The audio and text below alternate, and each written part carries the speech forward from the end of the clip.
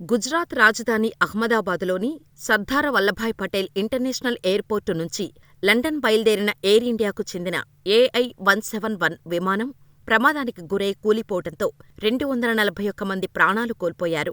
ఇలా ఉంటే, ఈ విమాన ప్రమాద ఘటనపైన 6 నెలల ముందే ఆస్ట్రాలజర్ శర్మిష్ఠా చేసిన ట్వీట్ ప్రస్తుతం సోషల్ మీడియాలో వైరల్ అవుతోంది. శర్మిష్ఠా చెప్పినట్టే జరిగిందా? విమాన ప్రమాదం గురించి శర్మిష్ఠా ఏం చెప్పారు? ఆమెకు ఈ ప్రమాదం గురించి ముందే ఎలా తెలుసు? ప్రముఖ జ్యోతిష్యురాలు శర్మిష్ఠా డిసెంబర్ 29, 2024లో ఓ ట్వీట్ చేశారు. గురుడు మిథునరాశిలో మృగశిర, ఆరుద్ర నక్షత్రాలతో కలిసి 6.5 డిగ్రీల వేగంతో గురుగ్రహం మీదుగా సంచరించే సమయంలో విమాన ప్రమాదాలు జరుగుతాయి.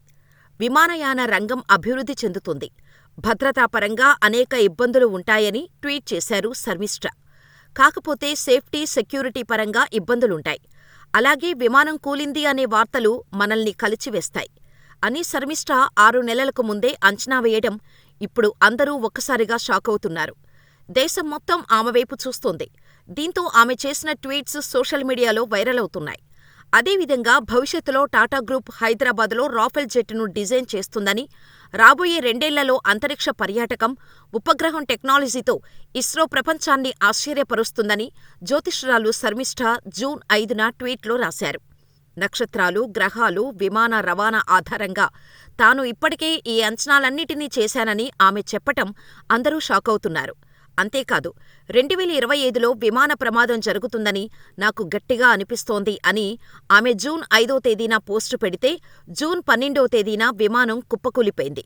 ప్రస్తుతం శర్మిష్ఠా పోస్టులు సోషల్ మీడియాలో వైరల్గా మారాయి.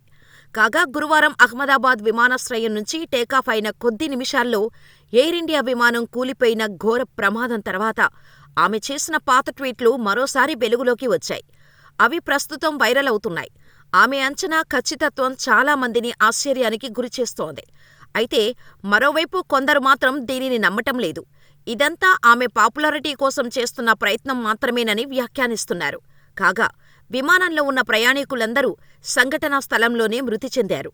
అయితే ఒక్కరు మాత్రమే అదృష్టవశాత్తు బతికి బయటపడ్డాడు. లండన్లో ఉన్న తన భార్యను తీసుకొచ్చేందుకు వెళ్తున్న గుజరాత్ మాజీ సీఎం విజయ్ రూపానీ కూడా ఈ ఘటనలో ప్రాణాలు కోల్పోయారు.